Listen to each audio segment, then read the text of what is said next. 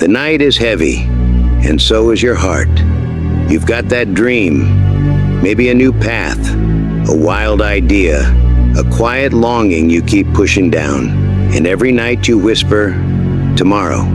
But deep down, that whisper hurts, because part of you knows, I'm letting my life fade. Most people walk through this world asleep.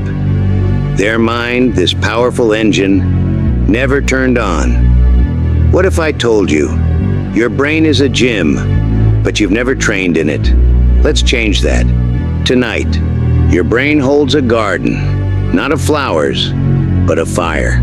A place where visions grow, where new paths take root, where futures bloom. This garden lives in your prefrontal cortex, the command center of imagination, of choice, of direction. It's where you picture a new life, where you plan, create, decide. It's where you dream, and more importantly, where you make those dreams real. But for most people, that garden stays dark, not because it's broken, but because it's never truly used. The first reason? Life's weight. The endless noise of survival, bills stacking up, fights that still echo in your chest, tasks screaming for attention, and under it all, the low hum of doubt whispering, you're behind, you're not enough. These stressors don't just exhaust you. They activate a part of your brain called the amygdala, the fear center. Its job? Keep you safe. But safety comes at a cost.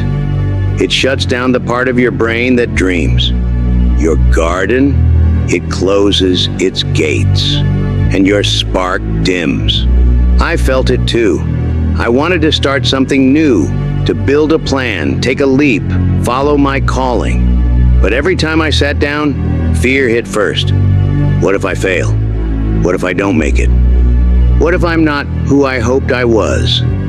And so I'd stop. Not because I didn't care, not because I was lazy. I was trapped. Miyamoto Musashi, the undefeated samurai, lived 400 years ago. He wasn't born fearless. He wasn't gifted with some mystical edge. He earned it. Through silence, through pain, through daily battle. Not just against enemies, but against his own mind. He knew fear intimately. He faced death not once, but dozens of times. Over 60 duels, 0 defeats, each one a heartbeat away from his last. But Musashi didn't just train his body. He trained his presence, his stillness, his ability to remain unmoved in the face of chaos.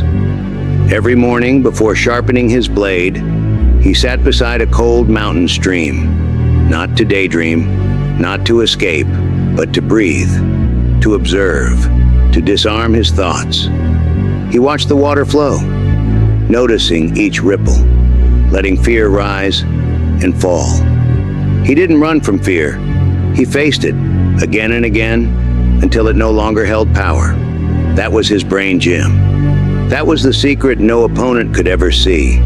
His prefrontal cortex, the part of the mind most people never train, became stronger than any sword arm. His calm wasn't a mood, it was a weapon, sharper than any blade. Musashi didn't just win battles. He didn't just survive war. He mastered his mind. The second chain, the world's voice, and it's loud. Not with violence, but with rules, expectations, quiet commands that shape your mind before you even know it. From the moment you were a child, you were taught to stay in line, to behave, to be polite, safe, acceptable. They told you, nah, follow the rules, don't question too much, failure is bad, dream smaller, don't stand out, fit in. And you did. Not because you were weak, but because your brain was still soft, still forming, still absorbing every word like truth. So slowly, your courage went silent. Your wild ideas got buried.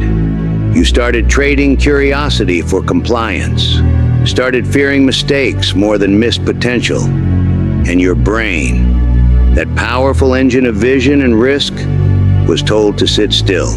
So it did. It stayed quiet. It stayed safe. It stayed small. I know this too. I had a dream, something bold, something raw, but I buried it because I didn't want to break the rules, didn't want to disappoint, didn't want to be the one who dared too much and failed. I told myself it wasn't the right time, that I wasn't ready. But the truth was, I was scared of stepping outside the story I'd been handed. But then, one quiet evening, I asked a different question. What if I just try? And something shifted. It wasn't loud. It wasn't dramatic. It was liberating. My heart, once slow and heavy, started to beat again. Like a river, finally set free. That's the power of questioning the world's voice. Not to rebel for rebellion's sake, but to listen deeper, to your own. Leonardo da Vinci, artist, inventor, dreamer. He lived in a world of obedience, of rigid lines and strict boundaries. A world where curiosity was dangerous, where asking why could get you labeled a fool. And yet, he questioned everything. He didn't just paint for approval.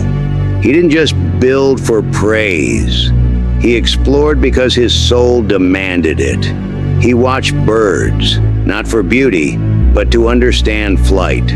He sketched the human body, not for medicine, but to know what makes us move. He filled notebook after notebook, not to publish, but to learn. Thousands of sketches, hundreds of questions, one burning mind. And do you know what's wild? He had no formal education. He wasn't rich. He wasn't protected. He didn't wait for permission. He just started. He followed his fascination like a rope in the dark, pulling him through centuries of silence, until his mind burned so bright, it lit the path for others. That's what mental strength looks like. Not flashy, not loud, but relentless curiosity, fearless exploration, the courage to look deeper when everyone else turns away. Leonardo didn't have a magic gift.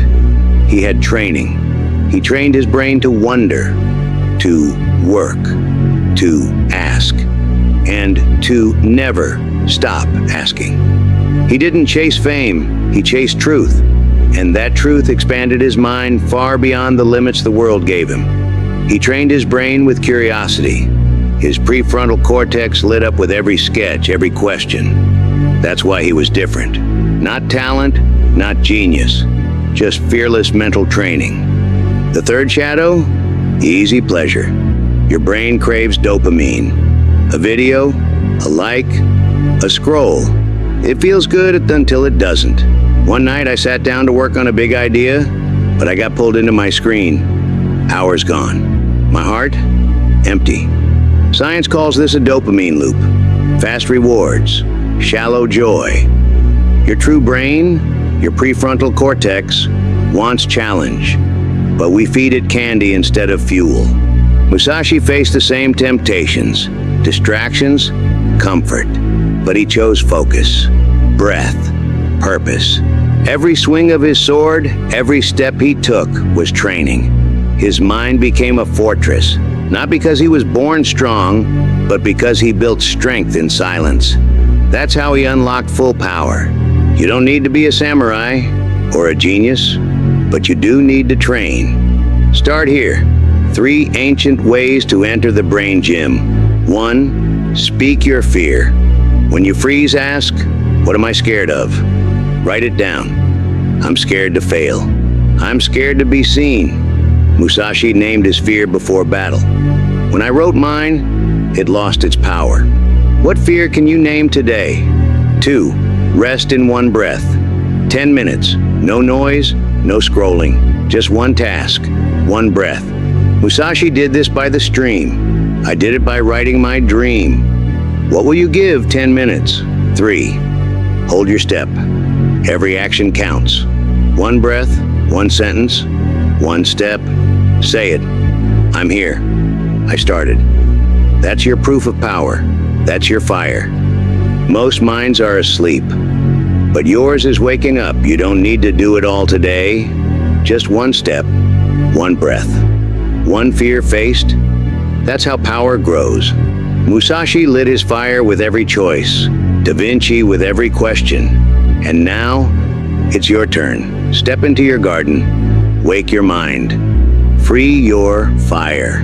Not for the world, not for applause, but for you. Start now. Your mind is ready to soar.